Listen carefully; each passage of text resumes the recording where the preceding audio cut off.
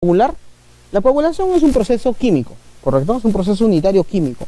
Esa coagulación se da a través de una mezcla, a través de una agitación, ¿sí? Y eso justamente nos va a permitir saber cuánto es la dosis del coagulante, a qué dosificación doy el coagulante, a qué concentración tiene que estar esa fuente que yo voy a tratar, la concentración, el pH, también el color, que es también importante, eso también altera. Si tú de frente a un agua de color no te va a remover los coloides, más te va a remover el organismo que genera el color del agua. En muchos de los casos, por ejemplo, en zonas de lluvia, en zonas de selva, perdón, lo que da el color a las aguas son las algas, las microalgas. Esas son las que dan el color del agua. Entonces yo, por ejemplo, si coagulo algas, si utilizo sulfato de aluminio para coagulación de algas, solamente me va a remover un 50%, porque no tiene la consistencia, porque las algas son mucho más grandes que los coloides. En algunos casos incluso llega hasta el 30% de eficiencia, lo cual es muy bajísimo. Cuando una tecnología está por debajo del 50%, simplemente no funciona adecuadamente. No es claro, tampoco vas a gastar más insumo en vez de tener en cuenta otro mecanismo más óptimo para remover algas, por ejemplo un algicida, ¿no? Un algicida, por ejemplo. Hay varias marcas, ¿no? Utilizan, por ejemplo, óxido de potasio, ¿qué más utilizan?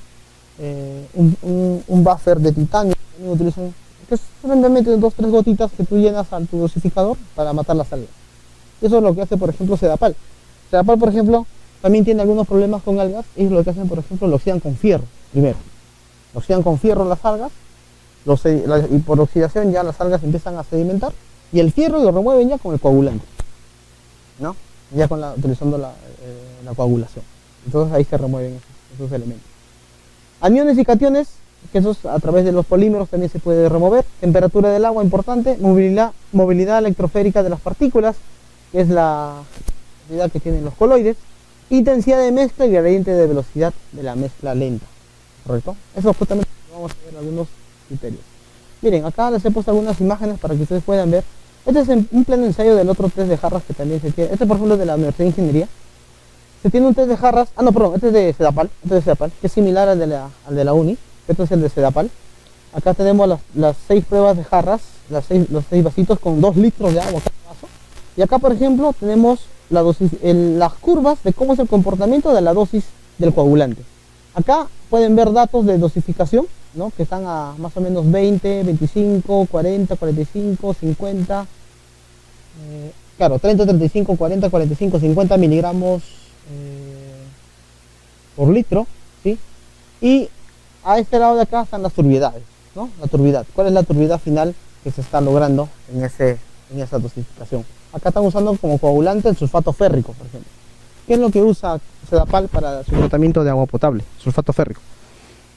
¿Cómo se determina el que tiene mejor dosificación? El que remueve más, ¿no? O sea, se supone que acá arriba están los más altos y el de más abajo es el que removió más cantidad de turbidez, ¿no?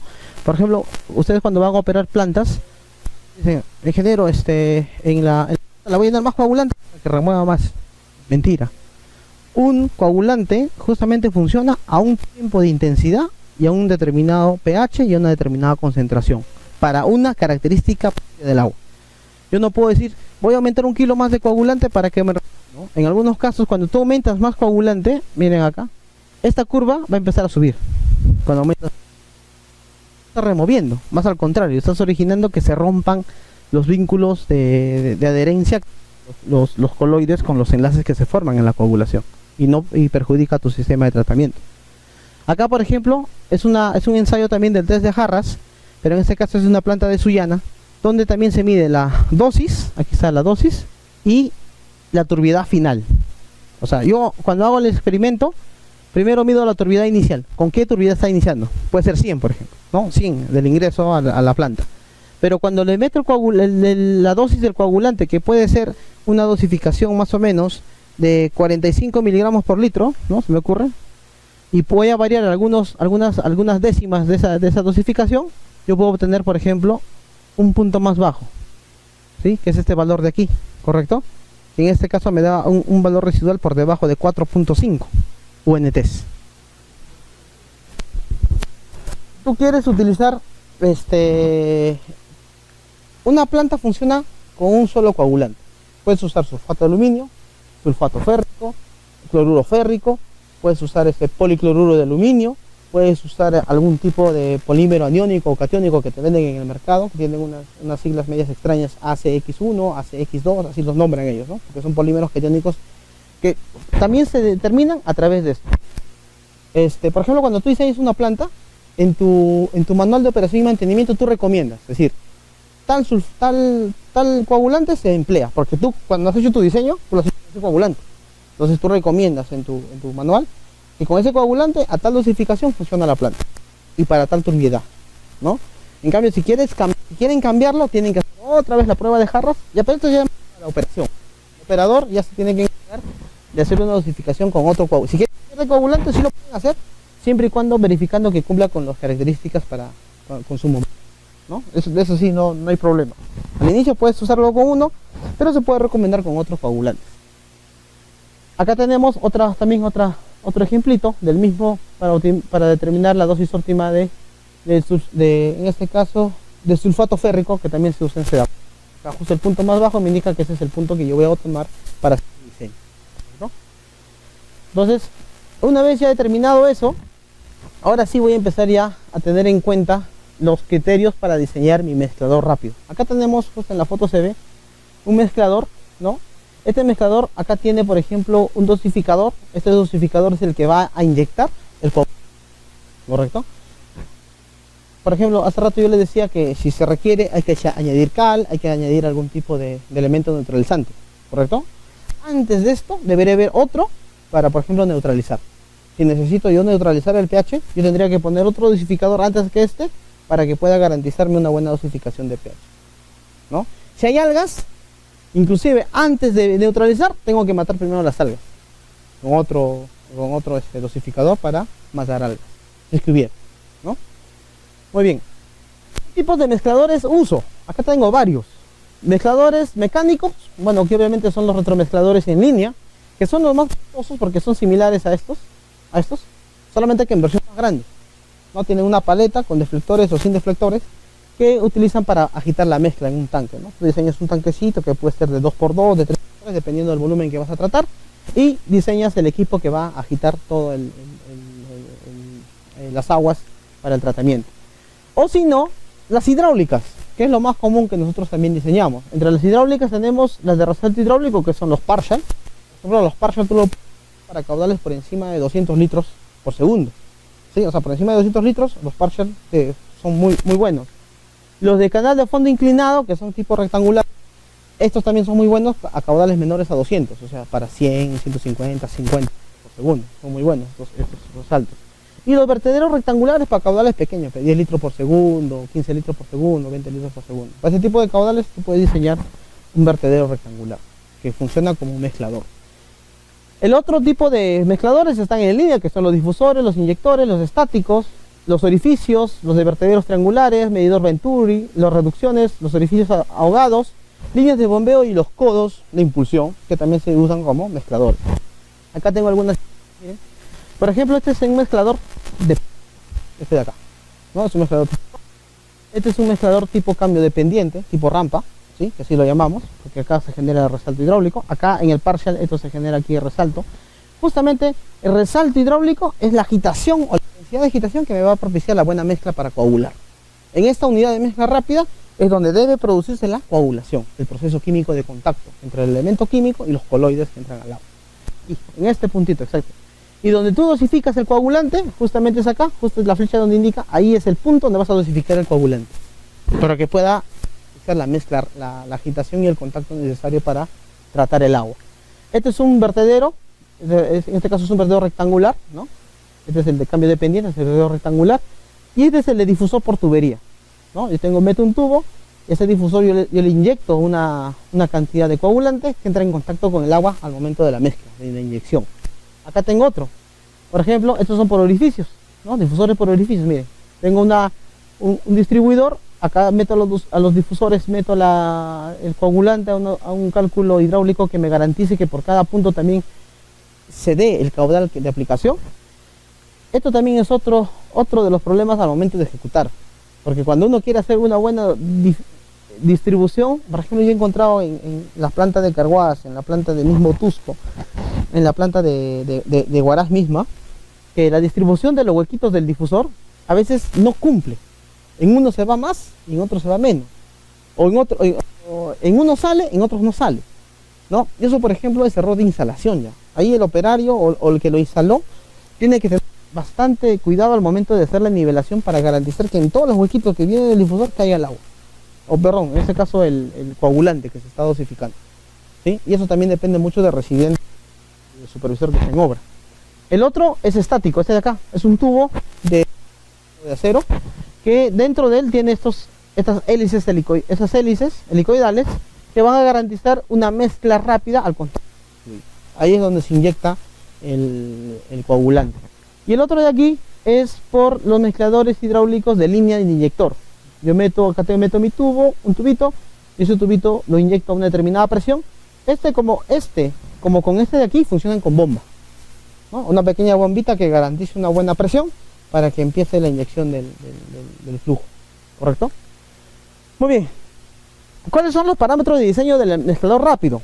Acá tenemos varios parámetros, pero lo importante es mantener las gradientes de velocidad, porque estos gradientes de velocidad te van a garantizar que la mezcla se efectúe acertadamente, ¿no? Acá tenemos, por ejemplo, que la intensidad de agitación puede variar desde 700 hasta 1300 segundos a la -1 y de 3000 hasta 5000 segundos a la -1 para gradientes y mezcladores hidráulicos. Por ejemplo, para este caso, para mezcladores de cambio de pendiente y para mezcladores partial, que esos son los dos datos que se tienen para mezcladores netamente hidráulicos, ¿ya? El tiempo de retención puede variar en décimas de segundos. Nosotros cuando hacemos, ahora van a ver en el modelo de diseño que les he traído, el tiempo de retención o el tiempo de contacto es al toque, en segundos. Máximo hay algunos que duran 30 segundos nada más. El tiempo de contacto para sistemas de mezcla rápida debe ser en un segundo, el más óptimo, o milésimas de segundo, si se quiere tomar datos exactos. Entonces ahí tú garantizas un buen contacto para la buena dosificación y buen tratamiento de las aguas. ¿Ya? Alta concentración de coloides, acá van a primar dos mecanismos, el mecanismo de absorción y el mecanismo de barrido. Son dos mecanismos que tiene la coagulación, absorber y de barrer, mejor dicho, si se quiere tomar en esos términos. Son dos mecanismos de los procesos químicos. Acá también hay para hablar un montón, pero ya eso ustedes les dejo de tarea para que puedan averiguar los mecanismos de coagulación que se dan en las plantas potabilizadoras, ¿ya? Y bueno, acá tenemos justo un modelo de simulación de algunas recomendaciones básicas que les decía. Las gradientes entre 1000 a 1300, ¿no? Tiempo de retención menores de un segundo. Tiempo de retención acá se logra más o menos en 0.45, 0.60, 0.80 segundos más o menos. El más óptimo para ese tipo de diseños. El número de flux más o menos varía de 4.5 a 9, que es una variable hidráulica también, para tener en cuenta al momento de diseñar esto. Porque un mezclador tipo rampa, con cambio de pendiente, por ejemplo, que es este, ¿no? El agua ingresa a un nivel tal que garantiza el escurrimiento por este cambio de pendiente, por esta pendiente que tiene el canal, y aquí se produce resalto hidráulico. Y para garantizar que eso cumpla, hay que cumplir ciertas condiciones hidráulicas, como una de estas que es el número de flux. Ese número de flux tiene que estar entre este rango para garantizar que verdaderamente este canal está cumpliendo mínimamente con las condiciones hidráulicas requeridas para la mezcla. Y con esto yo garantizo un gradiente de velocidad óptimo para el tratamiento. ¿Correcto? El coagulante debe aplicarse en el punto de mayor turbulencia, o sea, en el inicio del resalto. Y eso es lo que a veces en la parte operativa ustedes van a plantas y van a ver que muchos de los coagulantes o se colocan antes o se colocan después. En todo, por ejemplo, yo conozco 5 o 6 plantas de tratamiento donde había un defecto justamente al momento de inyectar el coagulante. En vez de inyectarlo acá en el medio donde está la flechita, lo inyectaban acá o lo inyectaban acá, ¿no? Donde no había ese punto de convergencia o de contacto entre el elemento químico y el fluido que se estaba tratando. Muy bien, acá hay algunos criterios que hay que tener en cuenta, por ejemplo, las fórmulas para la variación de las alturas de agua, alturas aguas arriba, alturas antes de resalto, altura después de resalto. ¿Y eso para qué justamente determinamos? Para poder garantizar un buen diseño de las unidades de mezcla rápida, ¿no? Acá tenemos más fórmulas que justamente nos van a determinar, por ejemplo acá nos va a determinar la potencia hidráulica, o mejor que la energía hidráulica que nosotros calculamos en el mezclador. Tenemos la longitud de resalto, se calcula más o menos cuál es la longitud adecuada con la que va a producirse el resalto. Y el parámetro más importante para garantizar que el resalto sea adecuado es el gradiente de velocidad. Aquí está, esta formulita. Esta fórmula de gradiente de velocidad, que depende del caudal, depende de la carga hidráulica, depende de la viscosidad. Aquí está justamente la relación de peso específico y viscosidad cinemática. ¿Sí? Depende de esa relación de las características que tiene el agua. Por cada temperatura, miren, hasta 25 grados centígrados de temperatura para tomar en cuenta de las tablas. Y al final con eso puedo obtener yo el tiempo de mezcla, ¿no? El tiempo de mezcla que yo necesito para producir una gradiente adecuada en mi mezclador rápido, ¿correcto? Y justamente dice, al finalizar el cálculo debemos comprobar lo siguiente. Se tiene que comprobar ¿qué cosa? Que la altura de la rampa más tirante de agua en el vertedero, o sea, la altura de la rampa, esta de acá, más la altura del tirante en el vertedero, esta de aquí, debe ser igual, miren, estas dos alturas deben ser igual a la altura de la pérdida de carga más la altura del tirante aguas abajo del resalto o aguas después del resalto. Estas dos condiciones tienen que cumplir para que tú puedas asegurar que tu diseño está muy bien elaborado en un mezclador de tipo rampa. Del mismo modo sucede para el partial. En el partial también tienes tú que considerar esos aspectos de nivel de comprobación de las alturas, ¿correcto? Bueno, en este caso solamente vamos a ver el de tipo rampa, ¿correcto? Entonces, hay algunas recomendaciones de diseño que incluso a Juliana le di unos textos que ustedes lo van a poder seguro tener en CD, no sé cómo les dará la información, pero ahí para que ustedes lo puedan leer y verificar. ¿Ya? Acá hay algunas recomendaciones de diseño, pero yo a lo que voy es justamente algo que siempre a los constructores se nos olvida. Por ejemplo, acá, si ustedes se dan cuenta, acá hay una gradita, no sé si ven, la gradita que está aquí. Esta gradita, justamente, aunque ustedes digan, no, pues es una gradita, pues a veces muchos dicen, no, pues esa gradita de todas maneras, ustedes que llevan esos cursos de diseño de obras hidráulicas, por ejemplo, cuando tú pones acá una estructura de obstrucción, más o menos sirve como un amortiguador, ¿sí o no? Como una especie de amortiguación del flujo. Y justamente ¿para qué se da eso? Para que pueda garantizar la buena mezcla en el mezclador, para que se dé una buena agitación en toda la masa. Muchas de las plantas, por ejemplo, que yo he visto, por ejemplo la de Otusco, entre una de ellas no tiene esta gradita, o no tenía, porque nosotros recomendamos ponerle la gradita, ¿no? Para que pueda tener un contacto a toda la masa de agua, ¿correcto? Y obviamente para que cumpla con todas las condiciones hidráulicas que hemos estado definiendo.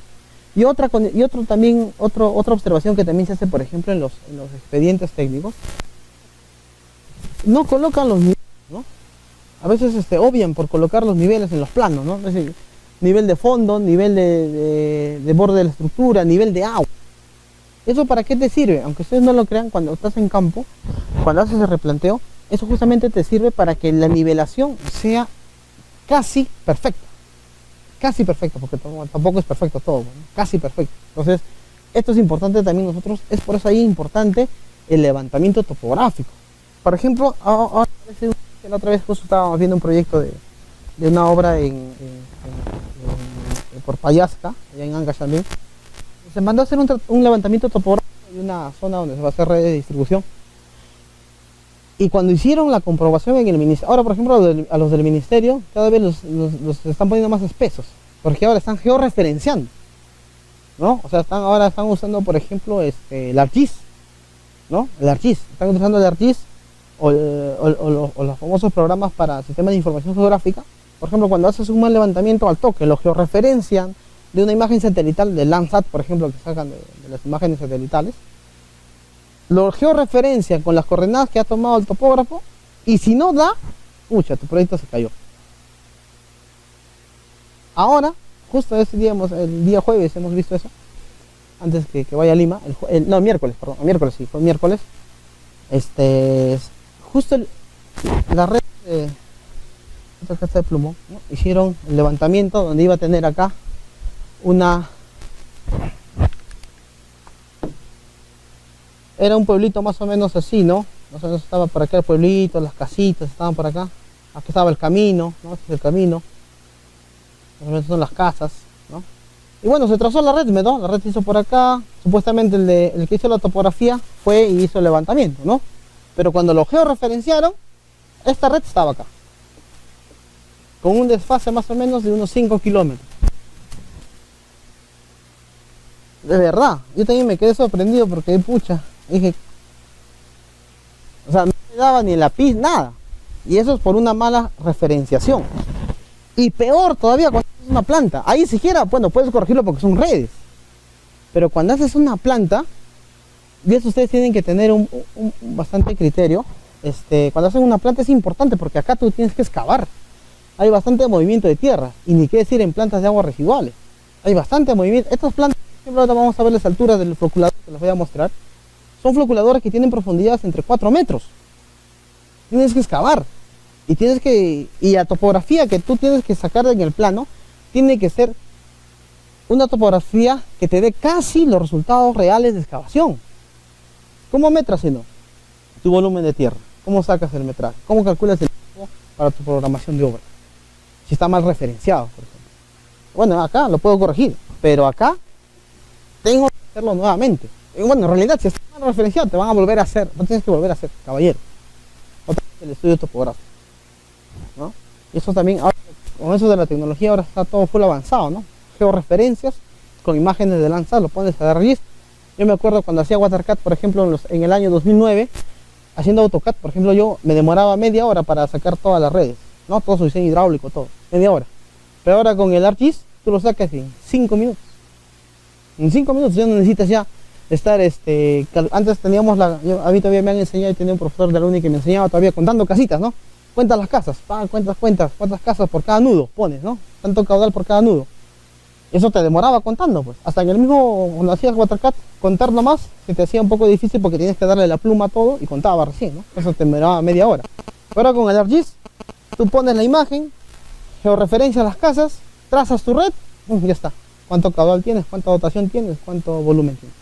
No necesitas más, ni pensar ya, ¿no? Porque eso lo hace ya el programa, te lo hace al toque. Igual para el SeaWorld-CAD, que es para modelamiento hidráulico de redes de alcantarillado, del mismo modo. Ahora, por ejemplo, hay uno muy bueno que ha salido para redes de alcantarillado, que lo hace el Autodesk. Por defecto creo viene. Si ustedes se han dado cuenta, en el AutoCAD desde 2010 ya viene un aplicativo para líneas de agua. No sé si han visto. No sé, Sanitary. En el mismo Civil viene Sanitary, no sé cómo es el otro nombre. El año pasado, para el 2017, que ya salió el 2017 la versión, se ha modificado el Autodesk. Y ahora el Autodesk, le está haciendo la competencia al Water y al SeaWorld-CAD, ¿no? Ahora modelas agua, modelas desagüe, pero con datos reales. Como ustedes que son civiles saben que cuando tú haces una carretera, la rasante, a la subrasante, le sacas el corte y te bota todos los niveles de corte y relleno, ¿sí o no? Ahora con este programa que ha hecho el de Autodesk, que ahí lo tengo, ojalá que se los pase si por ahí por el correo nos encontramos, una red sea de agua o de desagüe, y le sacas progresivas y te saca el perfil con el terreno tal como está, de acuerdo a la topografía y los cortes y secciones de tu zanja. Y ya, después haces un clic y sale todo, cuánto de relleno y cuánto de corte. Ya está, ya. Ya no necesitas metrar, ya estar haciendo tu cálculo aproximado que siempre estamos acostumbrados a hacer en el metrado. Ya la misma máquina, sí, pero eso sí, siempre y cuando tu topografía esté bien. Pues. Siempre y cuando tu topografía esté bien. Si está mal, también te va a botar por cualquier cosa. El programa no es tú, pues, ¿no? Tú eres el que hace el diseño. ¿Ya? Y miren, acá la peculiaridad de los diseños de plantas de potabilización es que el agua puedes entrar por abajo para que pueda agarrar buena carga hidráulica, o también puede entrar por aquí para que si tiene buena caída, si tiene una buena pendiente, una buena topografía en el terreno, tú lo puedes ingresar directamente desde el tanque a través de una cajita de disipación, ¿no? Para que pueda otra vez tener fuerza para iniciar el proceso de tratamiento.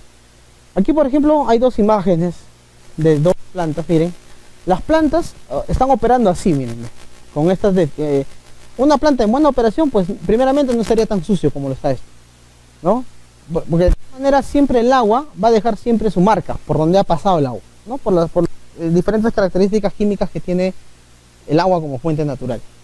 Y acá están, por ejemplo, uno que es el adicionador de modificador de pH y el otro que es el coagulante en sí, ¿no? Y por ejemplo, ¿cuál es el defecto de acá? El defecto de acá es que solamente no se distribuye en todos los puntos, solamente se distribuye con 2 puntos al medio. Eso también es otro defecto. Se supone que tú cuando vas a hacer la coagulación, tienes que garantizar que en todo el ancho, como se aprecia acá, que en todo el ancho empieza a caer todo el coagulante. Pero ¿cuál es el problema también? Que se aplica antes del resalto. Miren. El resalto está acá, pero acá están aplicando el coagulante. El coagulante deberían aplicarlo acá, justo donde está toda la mezcla, ¿no? Toda la agitación, toda la intensidad. Ahí deberían aplicarse la coagulación. Y este, por ejemplo, es una foto antigua, pero que detalla a un canal partial. Este es un canal partial, por ejemplo, ¿no? Que está justamente ingresando el agua para hacer la dosificación del coagulante. Muy bien, entramos a la parte de diseño. Acá vamos a hablar un diseño de un mezclador para 140 litros por segundo. Aquí están los datos. 140 litros por segundo. Acá, estos datos de aquí, vamos a asumirlo, el ancho, porque el ancho lo asumimos, el largo de la unidad también lo asumimos, la altura de inicio, este es sub 0 que ustedes ven acá es la altura de la rampa, o sea, cuando hablamos de esto, aquí está, miren, ¿no? Este es el E sub 0, ¿sí? ¿Ya? Y también vamos a considerar el número de Froude para compararlo al final, para hacer la comparación si cumple o no cumple con las condiciones hidráulicas con las que estoy diseñando. ¿Ya? Entonces empezamos solamente por la parte, ¿no? El caudal unitario.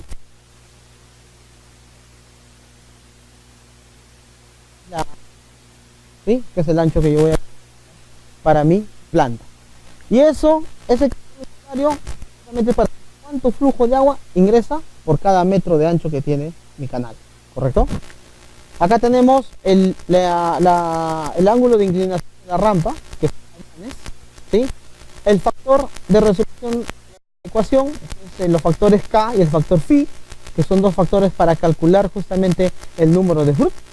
Acá tenemos el valor de la relación de alturas antes y después de resalto, ¿no? A través de esta formulita.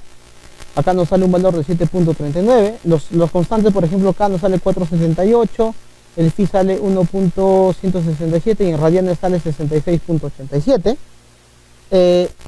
La altura antes del resalto se calcula a través de esta formulita, teniendo en cuenta el número de Froude, teniendo en cuenta el caudal unitario, ¿correcto? Y después hallamos la profundidad antes de resalto, este h de aquí. Justamente la profundidad antes de resalto es la relación que existe entre la altura antes de resalto, o sea, la altura calculada aquí, sobre el coseno del ángulo que se está inclinando la rampa, ¿correcto?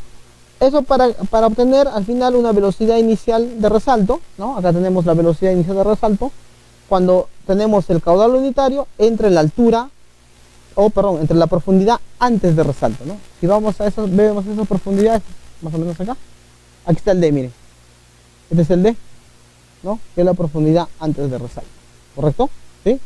Entonces, eso nos sirve para el modelamiento matemático. Seguimos modelando. Acá, por ejemplo, una vez determinado este valor de velocidad, vamos a poder determinar el número de Froude. Si el número de Froude está dentro de lo estipulado por el criterio técnico o criterio hidráulico que nosotros hemos obtenido. Acá, aplicando esa fórmula que consiste entre la velocidad, esta de aquí, la V1, que es la velocidad inicial antes de resalto, dividido entre la gravedad, entre 1.84 por B, elevado a los 2 tercios, perdón, 9.81 por H, elevado a la 0.5, me va a dar el valor de Froude. En pocas palabras, este número tiene que ser igual a este. Esto es para comprobar. Ahora, mire, si este valor no se da, yo tengo que seguir modificando. ¿Qué cosa? Que tengo que tantear el ancho. Porque depende, si ven la fórmula, ¿de qué depende? De la velocidad. Aquí está la velocidad. La velocidad depende del alto y de la tasa, ¿correcto? Que es de la tasa unitaria. ¿Y esta tasa unitaria cómo lo saco? con el ancho, ¿sí? Con el ancho del canal. Entonces, si no coincide aquí el 5, por modelamiento hidráulico yo voy a hacer el testeo hasta que coincida el número 5 acá, en el número de cruz, ¿no? Manteniendo, obviamente, un ancho y un alto relacionado. ¿Por qué? Porque al final también tengo que comprobar las alturas, o sea, lo que hace rato yo le decía en esta formulita, ¿no? Que tengo que comprobar que esta altura tiene que ser igual a esta y acá, ¿correcto? Entonces, una vez que ya me cumple, en este caso, bueno, acá es un diseño ya hecho, que yo ya tengo cumplido el número de Fru, acá voy a poder determinar ahora sí el valor de la profundidad después de resalto, ¿sí? Que es la fórmula de A por D. El A minúscula es esta de acá, que hace rato les decía, aquí está el valor, el coeficiente de relación, ¿no? Este es el A minúscula. Que nos sale más o menos un valor de altura antes de resalto, después de resalto, perdón, de más o menos 0.30, ¿no? La longitud de resalto, que es justamente la relación de 6 veces la diferencia entre la altura 2 menos la altura 1, ¿no? Las alturas antes y después de resalto, que me sale 1.52, ¿sí? Esta es la longitud de resalto, 1.52. La pérdida de carga, que es importante sacarlo porque no se olviden que la pérdida de carga me va a ayudar a determinar esta altura de comprobación, ¿sí? Esta es la pérdida de carga, este H que yo necesito aquí, ¿correcto? Entonces, voy a hallar la pérdida de carga justamente a través de las alturas que he comprobado, ¿no? Altura 1, altura 2, me sale una pérdida de carga de 0.32. Volumen de resalto, aquí está la fórmula de volumen de resalto, que es la relación o el promedio de las alturas más el largo y el ancho que tiene el canal de cambio de pendiente, que sale 0.257 metros cúbicos. Y la comprobación de los gradientes, aquí justamente vamos a determinar la gradiente, ¿no? Gradiente de velocidad para una temperatura de 20 grados, me sale este valor del peso específico y el coeficiente de viscosidad. Esa relación de temperatura yo la voy a poner aquí para poder determinar cuánto de gradiente sale para mi mezclador. Considero el caudal, la pérdida de carga que he hallado aquí está la pérdida de carga, y la velocidad, perdón, y el volumen que he determinado aquí de mi tanque mezclador. Esta formulita me va a dar un dato de 1304. ¿Cumple o no cumple con el requerimiento? Sí cumple con el requerimiento, ¿no? Entonces sí está cumpliendo, porque ¿qué me dice la norma? O perdón, el criterio técnico, que para mezcladores, ¿cuánto tiene que ser? Entre 1000 a 1300, o si no, entre 3000 a 5000 de gradiente, ¿correcto? Entonces acá sí me está cumpliendo, está con 1300, ¿no? 1300 de gradiente, ¿correcto? Y el tiempo de mezcla, 1.83 segundos, que es solamente el volumen relacionado con el caudal, ¿correcto? La grada al final de resalto, esa gradita que yo les decía, miren, la grada al final de resalto, solamente 5 centímetros, solamente 5 nada más, 5 centímetros, que se necesita para propiciar una buena mezcla. La altura de agua en el vertedero, lo calculo a través de la relación entre el caudal de diseño, 1.84 el ancho, elevado a la 2/3, me sale la altura de carga en el vertedero. ¿Cuál es la altura de carga en el vertedero?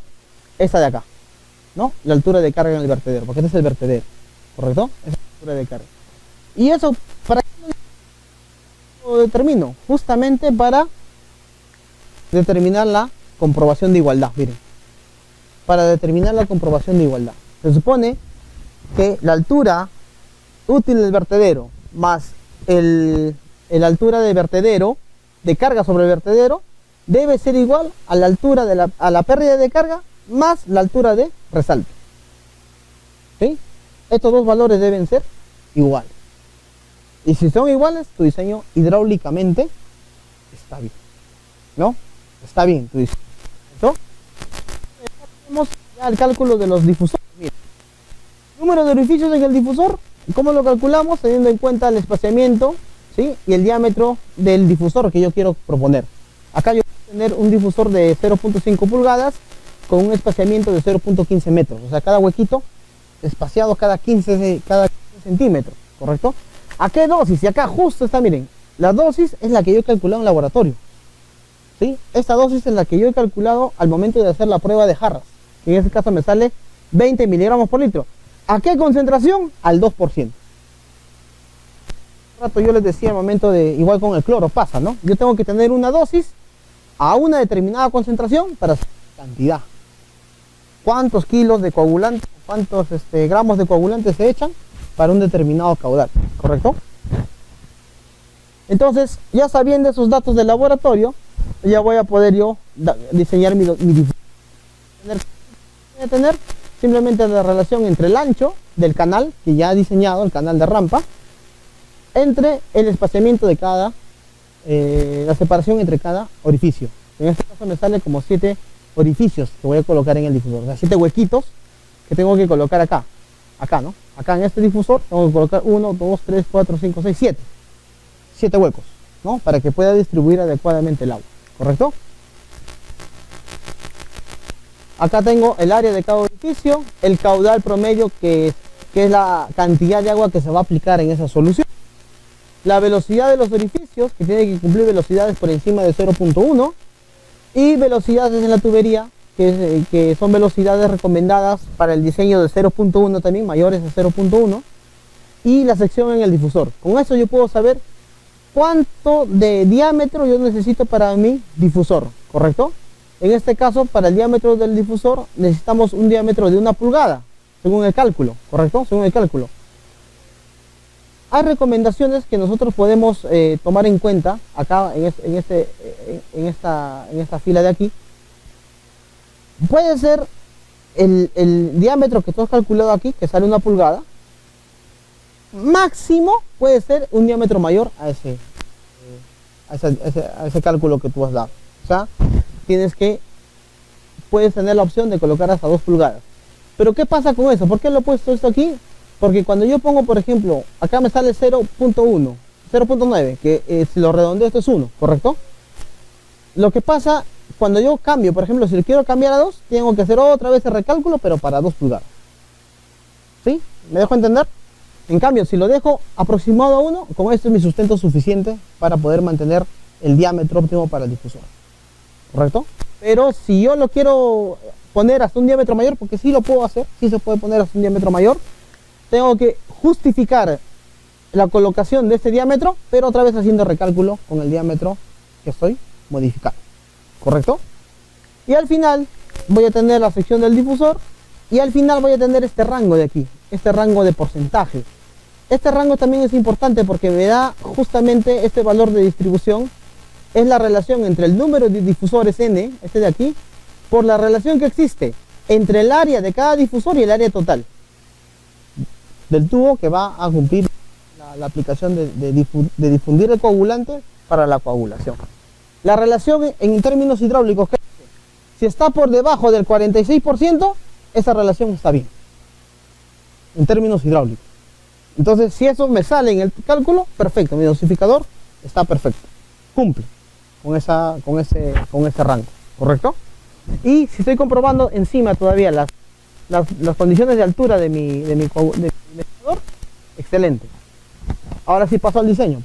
Entonces, una vez ya hecho el modelamiento hidráulico, ya puedo saber que mi ancho va a ser 1 metro, ¿no? Mi ancho va a ser 1 metro, está justamente 1 metro, ¿no? La longitud antes de la mezcla es 1,52 y la longitud después de la mezcla es 1,20 y la longitud de mezcla es 1 metro. Esto es en planta, esto es en corte, está a 1 metro de ancho, miren, la ubicación del difusor a todo lo largo del ancho de esa unidad. Y ahí está mi mezclador, ¿no? 140 litros, entra por acá y ahí está. La altura de la altura del vertedero, carga sobre el vertedero, la mezcla, agitación, el punto de aplicación, la altura de la grada, altura después de resalto y la pérdida de carga. Ambas alturas deben ser coincidentes. La longitud del vertedero 1,20, que hemos asumido acá en el cálculo, ¿no? Aquí está, 1,20, miren, 1,20. Eso también es importante modificarlo cuando no cumple el número de FRU, y la longitud de mezcla, que es 1,52, ¿sí? Y de esa manera yo ya estoy diseñando mi mi unidad de mezcla rápida, teniendo en cuenta las condiciones hidráulicas que les he dicho, ¿no? El número y de las alturas de pérdida de carga y de carga hidráulica en el vertedero, ¿correcto? ¿Sí?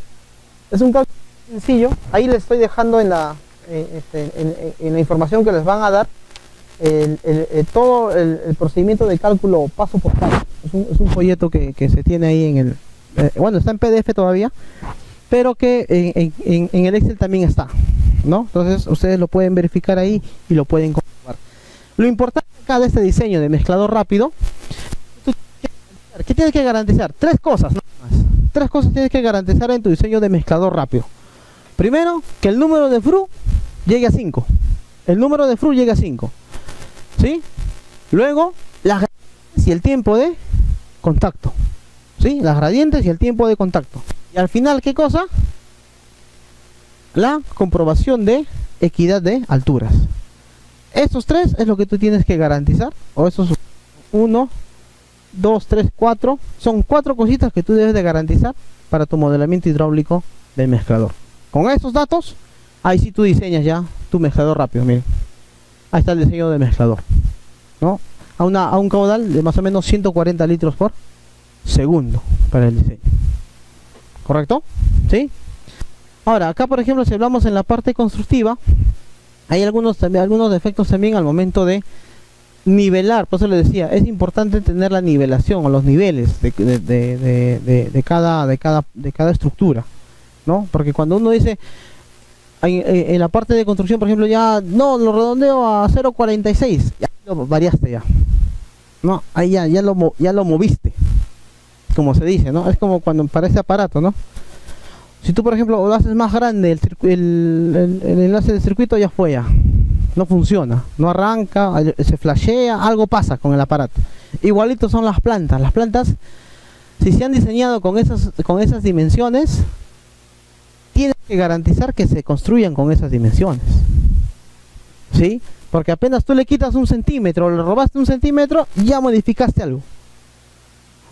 Tal vez la eficiencia ya no va a ser la misma, puede ser menos, lo más seguro, ¿no? Pero ya eso es lo que, cuando uno hace, inclusive el que diseña tiene que darse cuenta de que al momento de construir tiene que considerar todo lo que dice el procedimiento de construcción. Por eso, por ejemplo, ustedes cuando hacen el vaciado, vacían, pero siempre dejando el espacio necesario para el tarrajeo, ¿sí o no? ¿No? Que ese tarrajeo por lo menos te llevará pues unos 2 centímetros más, ¿no? Más o menos, ¿no? Entonces eso ya es más un proceso constructivo, ¿no? Y el que diseña tiene que a veces uno cuando dice ponga especificación técnica, a veces nosotros como ingenieros de frente lo planchamos, ¿no? Pero en realidad al momento de que tú haces tu planche, tú no haces plantas todavía, tienes que especificar que tiene que considerarse los 2 centímetros para garantizar el tarrajeo con el impermeabilizante correspondiente, ¿no? Entonces eso, por ejemplo, hay algunos defectos que siempre en campo ya se ven, ¿no? Que no se toma en cuenta a veces cuando uno diseña, ¿no? A veces, por ejemplo, a veces el que diseña también, porque dice, no, en mi universidad me enseñaron a diseñar así y así. Bueno, yo no sé si faltará, hay que ponerle más más pañeteo, hay que hacerle un tarrajeo adicional, pero eso ya porque uno tiene que también estar en campo, pues. El que diseña también tiene que estar en campo, pues. O sea, no va a diseñar solamente de libros, ¿no? Tiene que diseñar también de lo que ha visto en campo. Y otro efecto también importante también, que cuando ustedes tienen este tipo de diseño que entra por abajo, porque este tanquecito que entra por abajo, ¿ya? El nivel de la última caja de descarga tiene que estar por lo menos ubicado a 20 metros del nivel de para que pueda entrar bien, mínimo a 20 metros, o sea de carga, ¿no? 20 metros de columna de agua, si lo queremos llamar así, ¿no? Para que pueda garantizarse un buen ingreso del agua, ¿ya? Una vez definido este mezclador rápido, hablamos de los floculadores, ¿correcto? Hablamos de los floculadores. Y los floculadores son unidades que justamente van a cumplir la función, primero, química de adicionar los mecanismos de adherencia de coagulación, y después la función física de unir los coloides, ¿correcto? Aquí, justamente como dice la parte, se agita lenta, ¿correcta? Acá estábamos con una agitación rápida, bien rápida, ¿correcto? Esa agitación rápida tengo que ir reduciendo. Si acá hablábamos en los mezcladores rápidos que tiene que tener gradientes por encima de 1000, ¿no? Gradientes segundos a la -1. En el floculador tenemos que asegurar gradientes que vayan reduciéndose desde 100 hasta 20. ¿Correcto? O sea, va a entrar primero con 100 de gradiente y tiene que salir con gradiente de 20. ¿Sí? Obviamente en la práctica, obviamente no va a ser 20 exacto, pues, ¿no? O no va a ser 100 exacto, ¿no? Pero ¿cómo yo garantizo ese diseño? A través de jarras. A través de la prueba de jarras yo determino las gradientes óptimas de floculación. ¿Correcto? ¿Y eso para qué? Para promover crecimiento de flóculos o flocks, que nosotros los llamamos, ¿no? La formación de esos como cuando hacemos quaker y se nos pasa, por ejemplo, el shell quaker, se forman unos grumos, ¿no? Igualito es esto. Hay que garantizar que esos grumos se formen. Ahí sí, ¿no? Para poder hacer una buena decantación. ¿Correcto? Y hasta que la suspensión de flóculos salga de la unidad. Esto sirve solamente para formar flóculos, más no para sedimentar, ¿eh? Acá lo más óptimo es que no sedimentara nada, nadita. Pero en la práctica sí sedimenta cierta cantidad. Hay cierta cantidad de flocks que sí van a sedimentar. ¿Y por qué? Porque ahorita vamos a ver el otro esquema del plano donde justamente les he traído. Van a ver que de alguna manera, para que el agua tenga una caída o un flujo apreciable, tiene que haber una pequeña pendiente. Y esa pequeña pendiente es la que va a garantizar ciertas condiciones de sedimentación en ciertas partes del tanque. Y obviamente tiene que haber una válvula a un extremo justo de la salida o de por donde está la pendiente de caída del floculador, para poder cargar esos lodos que también se generan en el floculador. Pero esos lodos deben ser mínimos, pues. No deben ser lodos muy, la acumulación de lodos no debe ser mucha. Hay plantas, como por ejemplo la planta de agua de Carhuaz, por ejemplo, allá en Ancash, que el floculador tenía mucho lodo.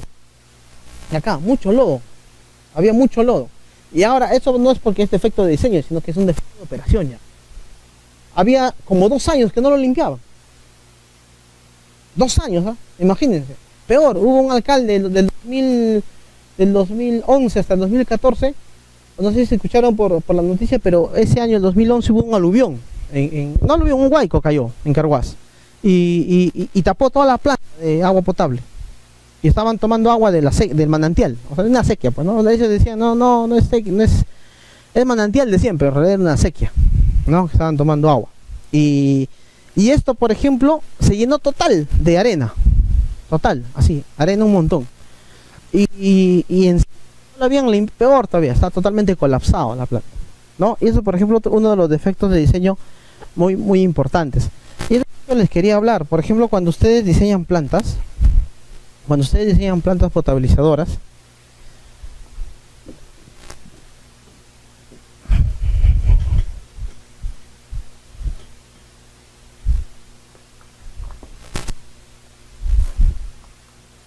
por ejemplo, usted tiene la captación, ¿no? Vamos a ver que este es el río, ¿correcto? Acá yo tengo la captación, ¿correcto? La captación por barraje, ¿sí? Aquí están mis ríos. Abastecer, ¿correcto? Este primero es el barraje, ¿correcto? El barraje. Seguidamente del barraje, sin dejar mucho espacio, cuando digo mucho espacio, es sin mucha longitud, yo tengo que diseñar seguidamente el desarenador. Aquí. El desarenador. Y si todavía necesito eliminar la cantidad de sólidos, hay dos opciones. O bien lo diseñas ahí para eliminar la gran cantidad de sólidos que tienes, o bien lo puedes diseñar antes del ingreso a la planta. ¿Correcto? Puedes, por ejemplo, si necesitas presedimentador, acá pones un pre, ¿no? Un presedimentador. Seguidamente del desarenador, sin hacerte mucho lío, ¿no? Pero hay muchos errores, en el caso de, por ejemplo, el barraje está ahí, el desarenador, el presedimentador, la planta está acá, la planta de agua, ¿no? Y acá está el reservorio. De aquí a acá, creo que hay como 12 kilómetros, si no me equivoco. 12 kilómetros. más o quizás un poquito menos, no me acuerdo exactamente cuánto es ahorita, un poco menos. Pero esto es muy lejos, por ejemplo, demasiado lejos. ¿Por qué? Porque se supone que de este tramo a este tramo va a haber cámaras rompepresión, ¿o no? Claro, tienes que poner cámaras rompepresión, pe. Estas cámaras rompepresión, ¿qué cosa van a afectar en tu tratamiento? Van a hacer consumo de cloro innecesario. Lo que supuestamente estás clorando en tu planta, un buen tratamiento con buena desinfección, buena filtración, acá con tus cámaras ya lo malograste, ¿no? Es por eso que la planta, ahí nomás, máximo 50 metros debe estar. Yo recomiendo eso. Hay otros que dicen ya puede ser hasta 100, 200, pero lo más cercano posible a tu planta. Sí.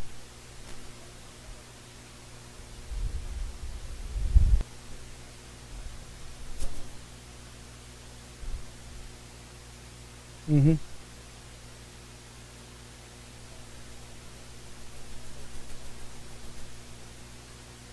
Por eso te digo, depende mucho de cómo tienes tu planta. Por ejemplo, en Sedapal, ¿cómo hacen? En Sedapal cloran acá en la planta y también cloran en el reservorio. Claro, obviamente, pues, ¿no? O sea, porque de todas maneras, es que ¿por qué te mandan eso? Porque Sedapal es una metrópoli. Sedapal trabaja para más o menos 2 millones de usuarios, ¿no? Claro, otro tipo de operación. Hacen una doble cloración ahí, ¿no? Ah, pues claro, para un sistema rural no, pues, ¿no? En cambio, para un sistema, por eso le decía mi exposición es más para zona urbana, porque para zona rural es otra cosa, es otra cosa. Entonces, para urbano, tú tienes que tratar que por ejemplo, para tu unidad de almacenamiento no esté tan lejana de tu planta. Y la desinfección se hace en la misma planta. Salvo que tengas una sola planta para diferentes zonas de presión, ¿no? Porque las zonas de presión se dan justamente a partir de cada reservorio que uno tiene, ¿no? Sedapal y esas 3 plantas abastecen a todos los reservorios que Sedapal tiene, para cada distrito, cada zona definida por su sectorización que tiene Sedapal. Claro, les decía que como pretratamiento, por eso ¿no? Pretratamiento, o sea, todas las unidades, todos los sistemas de tratamiento se dividen en partes: pretratamiento, tratamiento primario, tratamiento secundario y tratamiento terciario. Son 4 etapas. Pero por cada etapa existen diferentes unidades, les decía. En el pretratamiento, hace rato hemos visto, inclusive las rejas, la bocatoma que se captan en las aguas, es pretratamiento, porque estás reteniendo material sólido que está cayendo en la fuente superficial. En pretratamiento, acá me faltó, entonces acá podemos toma. Entra la bocatoma, las rejas, que es las rejas en sí, el mecanismo de tratamiento, el desarenador, el presedimentador, como unidades de pretratamiento, ¿correcto? Inclusive acá va a entrar, si tienes, por ejemplo, hace rato, aquí hay que modificar el pH, hay que poner cal, un neutralizador para el pH. Si hay algas, un algicida para la eliminación de pH de algas. Estos son pretratamientos, ¿correcto? Son pretratamientos. Después el tratamiento primario, que en sí es lo que hace rato hemos visto, la mezcla y la coagulación, floculación. Claro, mezcla rápida y floculación, que sería. Y el tratamiento secundario ya sería la sedimentación y la filtración, ¿no? Que ese es el tratamiento secundario.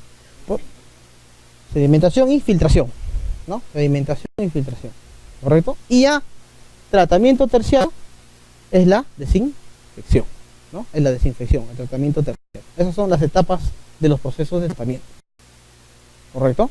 ¿Sí? Esas son las etapas de los procesos de tratamiento. Por ejemplo, en sanitaria nosotros llevamos este curso de operaciones físicas químicas, llevamos un semestre solo de operación física química, y luego de proceso químico biológico otro semestre, o sea, un año vemos cada punto, ¿no? cada tratamiento específico aquí. Y justamente, por ejemplo, ahí ustedes pueden ver la recomendación. Por ejemplo, en sistema de 30 litros de capacidad por segundo, tienes que hacer todos los caudales, hasta de 1 litro por segundo, que el agua es distinta para cada caso, y tienes que determinar esta formulita de acá. Es una formulita empírica, es cierto, pero que te puede demostrar cuánto o cómo se relaciona el tiempo de contacto, el tiempo de retención con la gradiente de velocidad. Y estos valores N y K son específicos para cada tipo de agua. Para cada tipo de agua. O sea, acá tú no puedes mentirme que el tipo de agua de Huaraz es el mismo para la Libertad, ¿no? Ahí sí no te atraco, ni el evaluador te cree. Bueno, salvo sea el mismo río, ¿no? Pero también diferente, es distinto porque el río también tiene diferentes características de un tramo a otro tramo. Por ejemplo, si ustedes ven la clasificación que ha hecho el ANDA del 2010, por ejemplo, el Marañón y el Mantaro lo dividen en 3 tramos. El primer tramo lo categoriza en categoría para riego, el otro tramo categoría para consumo y el otro tramo categoría de conservación de medio acuático. O sea, un solo río con 3 categorías. Entonces, gracias. Entonces, cada río tiene su característica, por la zona también por donde se ocurre, ¿no? No tiene igual todo el cuerpo. ¿Qué factores influyen en la floculación? Naturaleza del agua, variación de caudal, intensidad de agitación, tiempo de floculación y número de compartición de la unidad. Eso es importantísimo. Cuando uno simula, hace la simulación en el laboratorio a partir de hard test, uno tiene que determinar cuántos canales voy a diseñar en mi floculador. ¿Cuántos tramos? Por ejemplo, acá tenemos un floculador de 3 tramos. 1, 2, 3 tramos. ¿No? Es un floculador de 3 tramos, ¿correcto? Este es un floculador horizontal que hay de varias formas. Son floculadores horizontales. Acá está el mezclador. El agua es esto. Este es en planta, ¿no? Así hace, ¿no? Va, viene, va, viene, va, viene. Claro, acá empieza rápido. Tiene principio hidráulico, ¿no? Ustedes saben que cuando el caudal es más chico, el ancho es más chico, el caudal va más rápido. Pero cuando el ancho es más grande, el caudal va más lento, ¿no? Igualito es esto, así, floculadores hidráulicos, ¿no? Acá están justamente los más chiquitos son los más rápidos y luego tiene que ir bajando la velocidad, más despacio, para que pueda formarse el floco. Este es un floculador de longitud y ancho variable, así se llama. Floculador horizontal de longitud constante y ancho variable. ¿Por qué longitud constante? Porque la longitud va a permanecer constante en los 3 tramos. ¿Pero qué cosa varía? El ancho. Un ancho acá y otro ancho. ¿Correcto? Esto es uno horizontal, ¿no? Aquí está. En corte se ve así, toditito la misma situación. Y el otro son los floculadores verticales también, se tiene en cuenta. ¿Correcto? Acá tenemos, por ejemplo, un floculador vertical. Porque la pantalla, una está más arriba y la otra pantalla está más abajito, ¿no? Va así. Sube, baja. El agua sube, baja, ¿no? Eso es un floculador vertical, ¿sí? Por ejemplo, esta es una planta, esta es la de Tomilla, en Arequipa, que es un floculador vertical. Allá en Huaraz también hay una planta la de Uchus, que funciona con floculadores verticales, ¿no? Para el tratamiento de agua, ¿correcto? ¿Cuál es la consigna aquí? Que el proceso tiene que estar con gradientes, como le decía hace rato. Al inicio tiene que estar aproximado a 100 y tiene que salir con un aproximado a 20. En estos tramos, ingresa con 100, puede ser 100, 80, 70, depende de tus gradientes de velocidad en laboratorio. Va bajando y acá tiene que llegar con 20, 22, 23, 24. ¿No? Con esas salvedades de las gradientes tiene que considerar en el diseño, ¿correcto? De mayor a menor, realmente beneficiar la junta de los flux para que disminuya la velocidad y la intensidad para aglutinar los flux, ¿correcto? Acá, por ejemplo, tenemos una imagen bien típica. Los floculadores, estas pantallas de floculación, sea horizontal o vertical, hay de distintos materiales.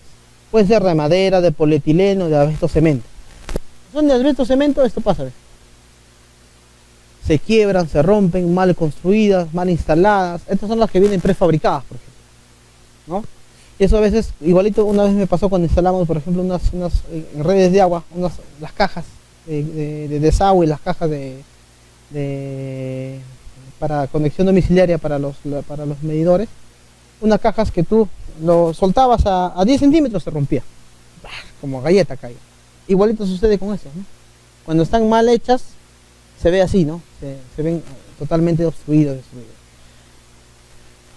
Recomendable para floculadores de este tipo, si van a hacer floculadores tanto horizontales como verticales, las pantallas pueden ser de concreto, siempre y cuando la unión entre las pantallas y al momento de hacer el diseño o la construcción, se deje el enganche, bueno, no sé, instrumentales, no sé cómo lo llaman, pero nosotros dejamos, cuando de tubería, por ejemplo, dejamos mecha, dijimos, ¿no? Dejamos una mecha. Entonces hay que dejarla así, igualito, una mecha acá, ¿no? Para que pueda entrar bien, prensar bien, ¿no? Y eso es lo que a veces cuando uno no lo deja, no lo coloca bien, esto sucede, se cuartea. Por ejemplo, estos son floculadores que se han hecho, o sea, tú puedes hacer también en campo, tú lo puedes hacer cofrado, todo acá, pero ya el lograr una calidad de las pantallas también es más complejo, ¿no? Es más complejo, es un poco más difícil de trabajarlo en el mismo campo, ¿ya? Hoy en día, por ejemplo, para floculadores se recomienda bastante el polietileno como pantallas, ¿no? Pantallas de floculación, ¿no? Porque no, en cambio, si por ejemplo en el caso de ellos que usan madera, por ejemplo, que si son mal, o sea, no están bien recubiertas las maderas, se pudre la madera y ya te malogró, ya ahí se hace un hueco, se rompió, ya, fíjate, ya no funciona como floculador, ¿ya? Como les decía hace rato, acá, bueno, también acá hay una recomendación que se debe complementar con un sistema de desagüe para eliminar todo el lodo que se genera en los tacos. Otro parámetro que hay que tener en cuenta es el tiempo de retención. El tiempo de retención por cada tramo debería ser unos 7 o 10 minutos. Si pongo 3 tramos, mínimamente tiene que ser 30 minutos de floculación. Eso en el hard test yo lo tengo que simular. 30 minutos de prueba de jarras para ver cuántos son las gradientes óptimas de floculación, ¿sí? Para ver cuál es la gradiente óptima que remueve más o que junta más flux en el tiempo oportuno. Dice acá en las dos,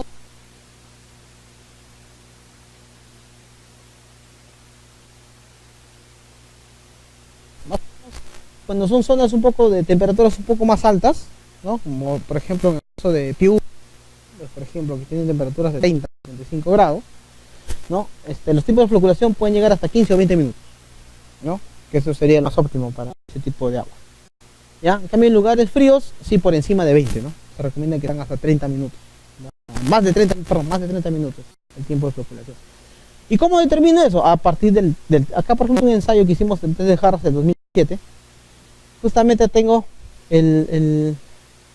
la dosis, tengo el coagulante, la adición de cal, el pH, tengo las características de color, acá tengo la dosificación, ¿sí? Que varía desde 15 hasta 30 miligramos por litro, y la cantidad de turbiedad.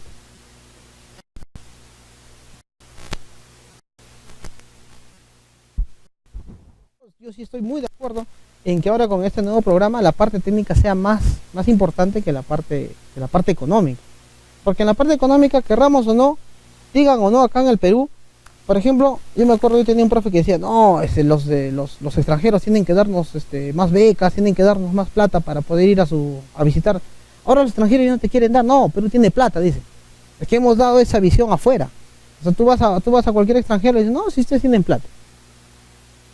El famoso crecimiento. Pero lo que los gringos no saben es que la plata solamente lo tienen algunos. Claro, y cuando para algunos viene sola la plata, pues, ¿no? Para otros no. Para otros hay que sudarla, así como yo te quiero sudar, ¿no?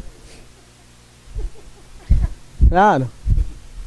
Pero me parece muy interesante primar la parte tecnológica, porque hay un montón de proyectos muy buenos y baratos, ¿ah? Ni siquiera caros, son muy buenos y baratos. El SNIP se los ha tumbado abajo. Y la recomendación, por ejemplo, en zona lluviosa, sí podría ser la colocación de techos, sí se podría dar, pero como te digo, siempre y cuando sepamos bien la caracterización que también tiene la lluvia, porque la lluvia no es lo mismo acá que en la sierra o que en la selva, también cambia por el tipo de atmósfera, ¿no? Por ejemplo, la otra vez a mi profesor de la maestría yo le preguntaba, porque ahora la tendencia, por ejemplo, en España es tratar aguas de lluvia, tratamiento de aguas de lluvia, ¿no? Porque, y justamente, mucho depende de la caracterización del agua de lluvia, porque también, ¿qué cosa tiene la atmósfera? Pues la atmósfera es diferente en cada espacio, en cada microclima que ellos lo llaman. Entonces, dependiendo de eso también se plantea el tipo de tratamiento, ¿no? Los drenajes de lluvia, por ejemplo, los drenajes que vienen, por ejemplo, allá en Huaraz hay un montón de drenajes de lluvia, porque llueve bastante cuando es época de lluvia, todo va a la alcantarilla y al final todo va al río. Pero todo ese recorrido que tiene el agua de lluvia también tiene contaminantes, tiene sólidos, sedimentos, tiene metales. ¿Afecta la calidad del río? También afecta la calidad del río. ¿Cómo hacemos el tratamiento de las aguas de lluvia? Las aguas pluviales. En España están haciendo eso. ¿Por qué? Porque España no tiene agua. Tienen que hacer eso, no lamentablemente, sino les exige su misma realidad, su misma condición. Su misma realidad les exige hacer eso. Entonces ellos están tratando el agua de lluvia, están tratando el agua. Hace poco vieron por noticias seguramente que salió un peruano que captaba el agua de la niebla, ¿no? Que captaba el agua de la niebla. Porque la necesidad lo obliga. En la India, eso es una tecnología de hace 50 años atrás. En la India, en países, en Japón, tienen unos paneles impresionantes donde captan agua de niebla.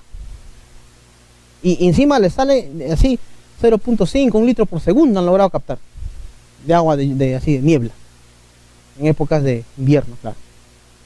O sea, son tecnologías que por su misma necesidad te obligan. En cambio acá en el Perú estamos acostumbrados a que no, pero como hay río, pues hay que tomar de río, pues, ¿no? Eso es lo que nos queda, pues, ¿no? Ahora que no hay agua, pues en la costa están haciendo desalinización con ósmosis inversa, ¿no? Es que no hay otra, pues, no les queda de otra. Tenemos la suerte, Ancash y la Libertad, de tener un río todavía, que todavía hay agua, pero en algún momento pues se tendrá que ir, se tendrá que terminar. Quizás o mis nietos o sus bisnietos de ustedes ya no lo disfruten como lo estamos disfrutando nosotros, ¿no? Es por eso importante la gestión de recurso hídrico, y la gestión de recurso hídrico viene para saneamiento también, agua y saneamiento, no solo es de agrícolas, ¿no? A veces, si ustedes vemos la comparación, la otra vez, el año pasado en marzo, por ejemplo, hubo Latinosan, en 2016, más del 40% del agua se destina a la agricultura, lo cual es perfecto para el riego y todo lo demás, pero debería ser agua que se trate justamente para agricultura, para riego.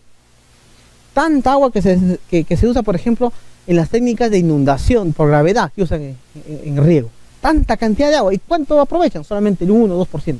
De toda esa agua que inundas en toda tu hectárea, en toda tu parcela de agrícola por gravedad, solamente todas esas aguas que tú utilizas, 20, 100, 80 metros cúbicos, el 1% nomás es beneficioso para tu planta. El 1%. Y el resto de agua lo perdiste. En cambio, cuando usas técnicas como goteo, por aspersión, y ahora la última famosa técnica que han hecho los israelitas es el aspersor intermitente, no sé, así lo han llamado, ¿no? Inyector intermitente, así lo han llamado, para riego. A esos patas también, ¿por qué hacen eso? Porque necesitan, pues. O sea, no tienen agua, entonces tienen que ver la forma de cómo hacerlo. Igualito en Arabia Saudita. Entonces van a Arabia Saudita, Dubái, pasan unos videos excelentes de los edificios, todo. Esas aguas, por ejemplo, tienen que traer todavía del mar muerto. No, mar muerto no, ¿cuál es el otro mar? No me acuerdo, pero del mar tienen que bombear, y encima bombean con paneles solares. O sea, esto es una ingeniería pero impresionante. Y ahora hoy en día, bueno, por ahí han dicho, a veces cada noticia tampoco no es creíble, ¿no? Siempre y cuando tenga buena fuente. Pero hay una charla el año pasado de cambio climático, donde unos científicos, eran alemanes, franceses y españoles, estaban intentando hacer una especie de estimulante para que propicie lluvia para Arabia Saudita, para Dubái exclusivamente, para los árabes, porque no tienen lluvia ahí. Entonces estaban viendo cómo estimular las moléculas de agua en la atmósfera para que pueda propiciar caída de lluvia. Sí hay, creo, ¿no?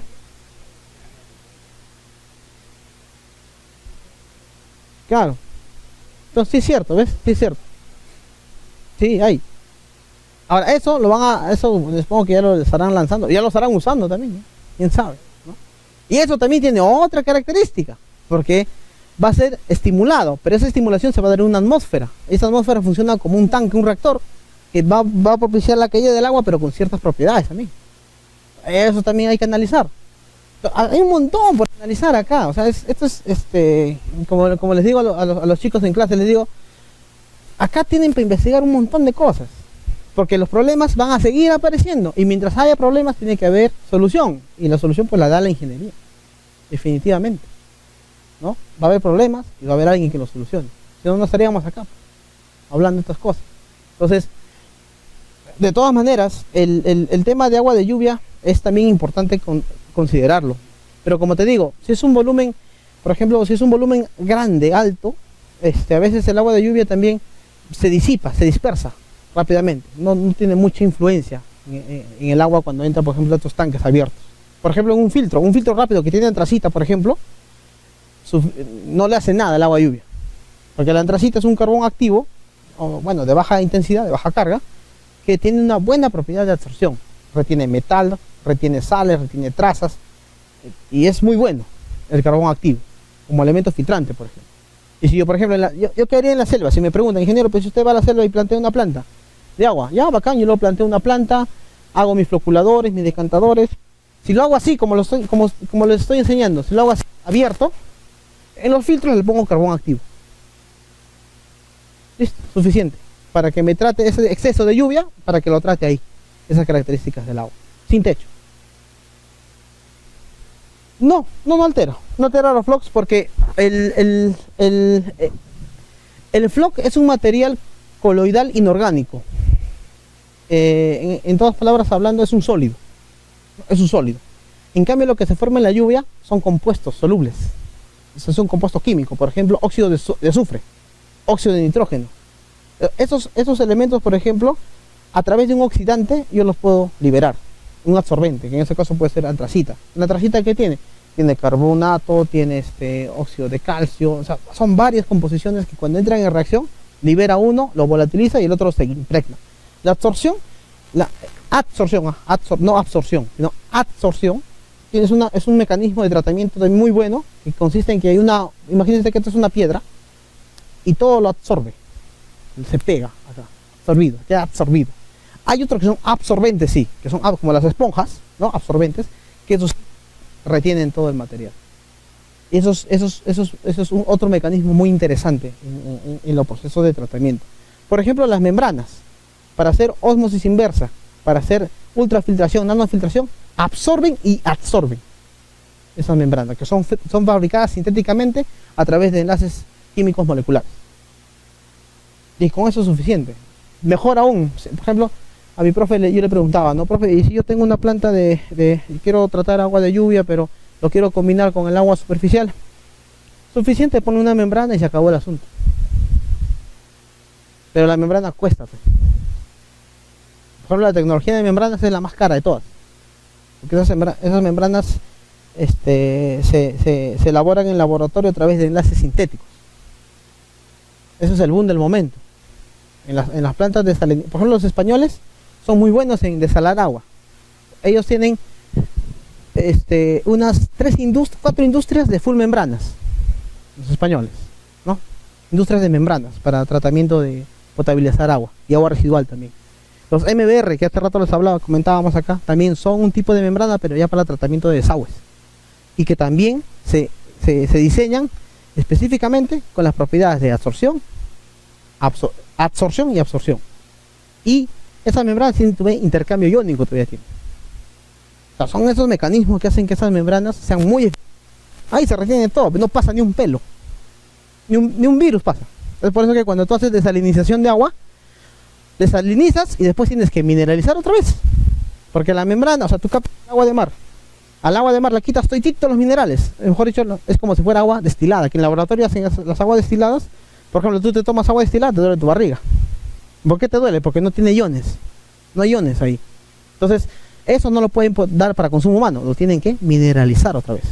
O sea, hay que llenarle calcio, hay que llenarle sodio, hay que llenarle cloro para tener. Y a un costo más caro, pues. Un costo más caro. Claro. A medida que se van complicando las cosas, más caro es.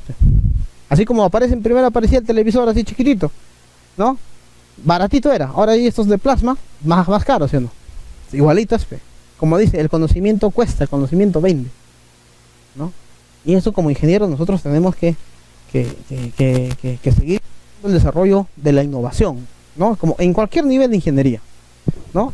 Por ejemplo, sería interesante hacer trabajos, como lo hace rato mencionaba por ahí, con materiales que verdaderamente sean resistentes, adecuados al ambiente y que no tanto presenten este tipo de dificultades al momento de la ejecución.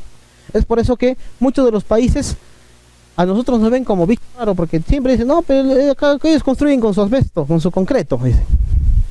Ellos vienen en su máquina, una maquinita de 2x2, para 10 litros por segundo, sale, entra y listo, sale agua potable. Porque tienen todos estos mecanismos que les estoy mostrando, lo tienen ahí compacto. Es compacto.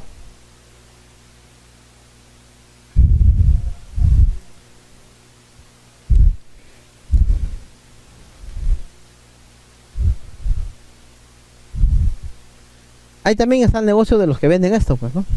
Porque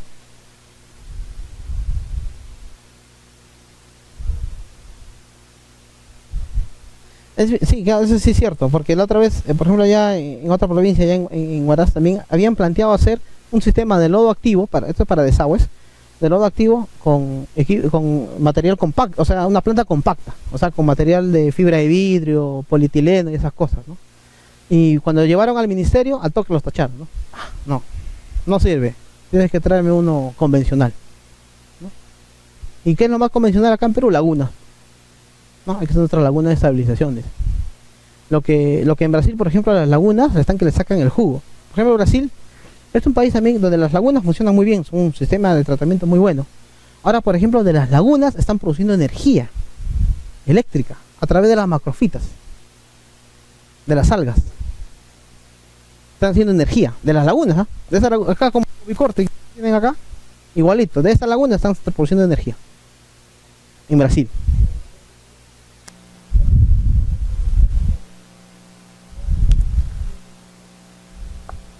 Es la parte de ver, a ver dónde voy a colocar, no solo es dónde colocar la planta, sino ver varios aspectos sociales, ambientales, económicos, de operación, de acceso. Entonces son cosas que uno como ingeniero tiene que ver esas cosas.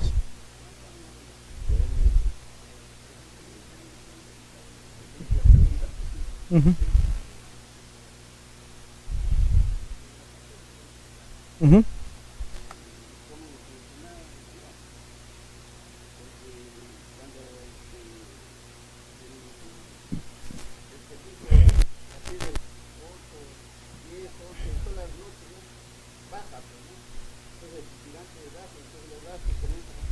Uh-huh.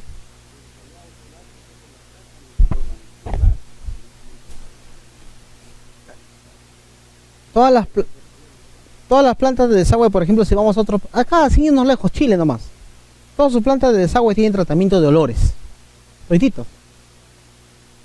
Son filtros, por ejemplo, tienen un filtro biológico, tienen filtro biológico o tienen lavadores húmedos, así se les llama, que también tienen el principio, ese sí tienen el funcionamiento del principio de absorción, ese sí absorben, y absorben el olor, y ya no huele. Tú vas a una planta, por ejemplo, como hace rato decía acá el ingeniero, tú vas a Europa, tú te sientas en un supermercado, tú estás comiendo rico, pero abajo tuyo hay una planta de tratamiento, no sientes el olor nada, porque es una planta que tiene todos los componentes de tratamiento, tratamiento para la línea de agua, tratamiento para la línea de lodos y tratamiento para la línea de olores. Eso es todo un proyecto de ingeniería para tratamiento. Y eso todo lo hacemos en equipo, pues, ¿no? El sanitario, el químico, el biólogo, el ambiental, el civil, ¿no? Todos entramos en equipo para dar el mejor mecanismo al tratamiento. Igual que esto, ¿no? Solo que acá les estoy tomando el ejemplo de un tratamiento que eso es un convencional, que hace rato les hablaba, ¿no? Es un tipo de tratamiento convencional, ¿sí?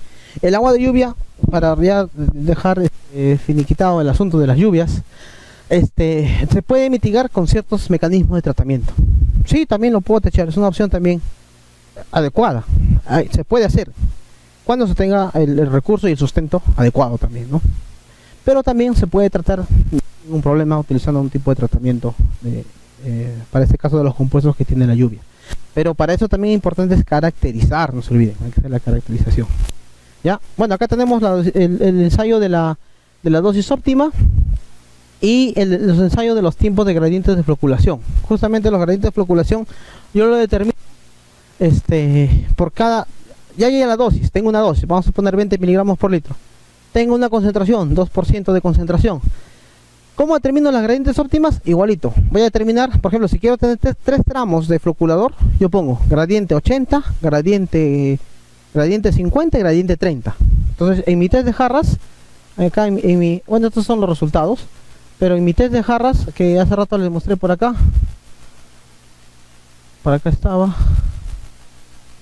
acá, test de jarras, por ejemplo, estos yo voy a esos tres gradientes, gradiente 80, gradiente 50 y gradiente 30.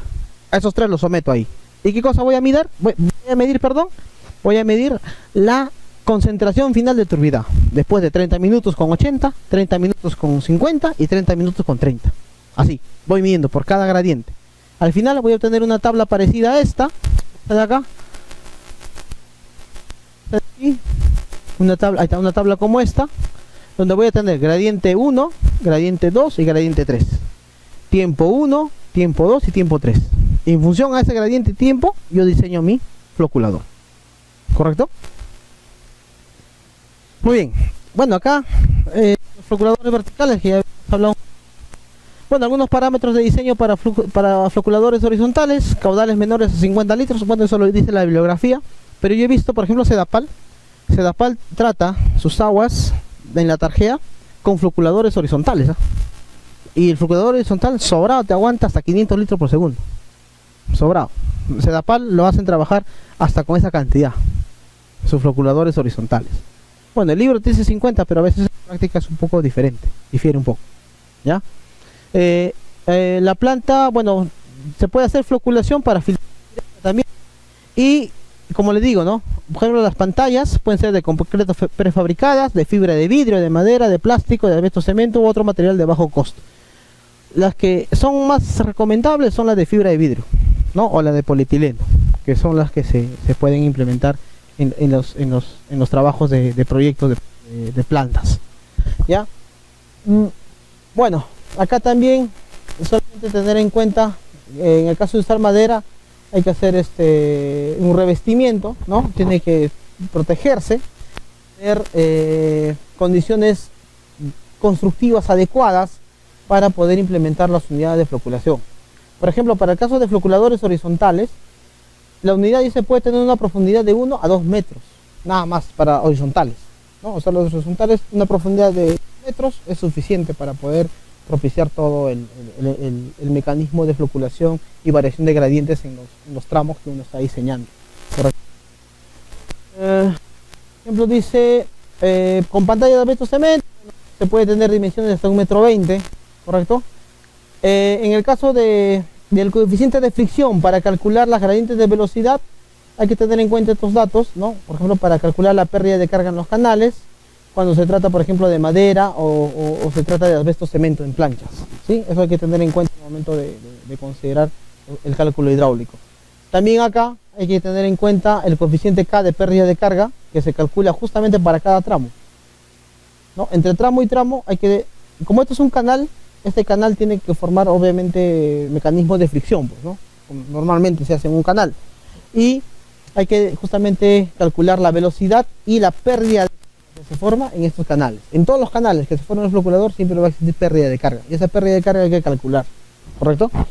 Dice, otra recomendación, el espaciamiento entre el extremo de la pantalla y la pared del tanque, es decir, el paso del canal, de acá, se deberá hacer igual a 1.5 veces el espaciamiento de entre pantallas, ¿sí? 1.5 veces el espaciamiento entre pantallas, el espaciamiento. Dependiendo del tamaño de la unidad, deberá considerarse un punto de desagüe por unidad o por cada tramo. Por ejemplo, en este tramo que yo les he mostrado acá hay, por ejemplo, acá hay ¿cuántos tramos hay? 1, 2, 3, 4. 5 tramos hay. En la parte operativa, tú por ejemplo puedes poner una válvula de desagüe para cada tramo, ¿no? Para que opere muy bien, adecuadamente. Pero si no te alcanzó el presupuesto, o quieres hacer una planta un poco más barata, puedes optimizar por una sola válvula en todo tu floculador horizontal. Ahí sí, con eso puedes garantizar que va a tener una buena descarga de los lodos posibles que se pueden acumular al momento de hacer el mantenimiento de la planta. ¿ya? Y el otro parámetro es el gradiente de velocidad. Los gradientes van a ser por tramos. En el tramo 1, cuánta gradiente sale, en el tramo 2, cuánta gradiente, y todo depende, si ustedes se dan cuenta de qué, de la pérdida de carga. Sí, y la pérdida de carga lo hallo a través de los canales que se forman en cada floculador. Y el tiempo de retención, ¿sí? Es importante el tiempo de retención para el ensayo, ¿ya? Bueno, acá hay fórmulas matemáticas, los coeficientes de Manning, lo que siempre aplicamos para canales abiertos, ¿no? Flujo abierto.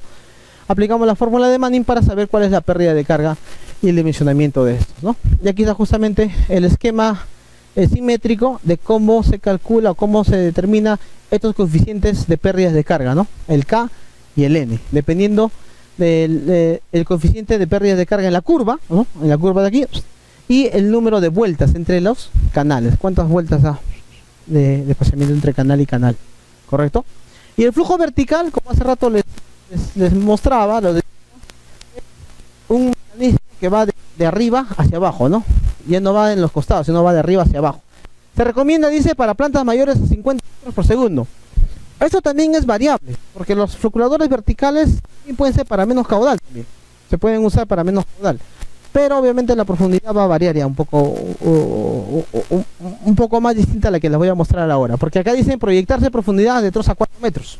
Esos son altazas, esas, o son muy bien profundas esos floculadores, ¿ya? De 4 metros. Tabiques de fibra de vidrio, prefabricados de concreto, o también de asbesto cemento.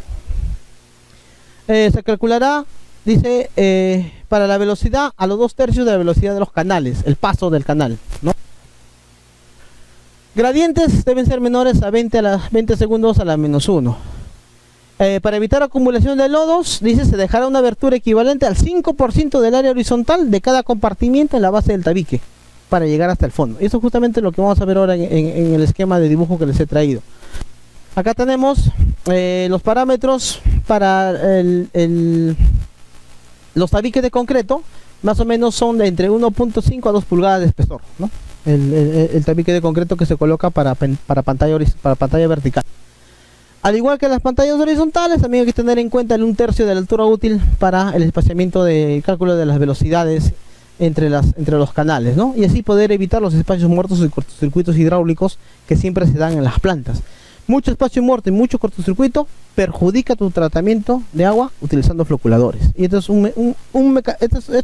dos parámetros son típicos de encontrar en una planta de operación. Cuando tú operas una planta, cuando tú ves que tu floculador no funciona bien, es porque tiene demasiado espacio muerto o porque tiene cortocircuito hidráulico. Tratamiento, ¿correcto? Acá también tenemos las fórmulas para floculador vertical, ¿no? Tenemos el número aproximado de compartimientos, que es el M, ¿no? Cuántos compartimientos va a haber por cada tramo. El H, que es la pérdida de carga en las vueltas. Cuánta pérdida de carga se genera por cada vuelta que va a dar el flujo en los canales. La velocidad en los pasajes. Y lo importante también aquí calcular el gradiente de velocidad en los canales, ¿correcto? Acá se calcula el gradiente de velocidad en los canales, ¿sí? A través del factor F, que es el coeficiente de Darcy, y el radio hidráulico que se forma en el canal, ¿correcto? Muy bien, entonces acá tenemos, bueno, acá es una caracterización del mecanismo de... Sí, dime. Por ejemplo, esta es otra variante. Por ejemplo, tú puedes mantener el ancho constante, ¿no? Puedes hacer el ancho constante, pero, la longitud constante, y puedes mantener el ancho variable. Miren, acá está más flaquito, acá está un poco más delgadito y acá está más ancho, ¿no? Lo cual también eso es hacerlo en los diseños de potabilización. Aunque parezca medio deforme, ¿no? Parece que el otro está más gordito, el otro está más ancho, pero en el cálculo hidráulico te cumple. Y eso es justamente la idea, que en el cálculo hidráulico te cumpla las características del gradiente. Por ejemplo, acá, este por ejemplo es un ejemplo, es una muestra de ensayo de laboratorio, pero para 5 tramos de floculación, ¿correcto? 5 tramos. En cómo se supone utilizar este valor que yo estoy dimensionando. O sea, en el laboratorio yo calculo el ensayo, pero en la práctica, en el modelamiento matemático, se aplica hasta 30 minutos. ¿Para qué? flocule. En cada 5 minutos lo que voy a... Estoy viendo acá, ¿correcto? Entonces esto me va a servir a mí ¿para qué? De estos 5, por ejemplo, yo puedo discriminar 2 y quedarme con 3 tramos, con 3 gradientes, y seleccionar los más óptimos. ¿Y cómo selecciono los más óptimos? Obviamente con los que remueven más, ¿no? Con los que tienen remociones bajas, ¿correcto? Por ejemplo, para tenemos nivel 1 que están llegando a de casi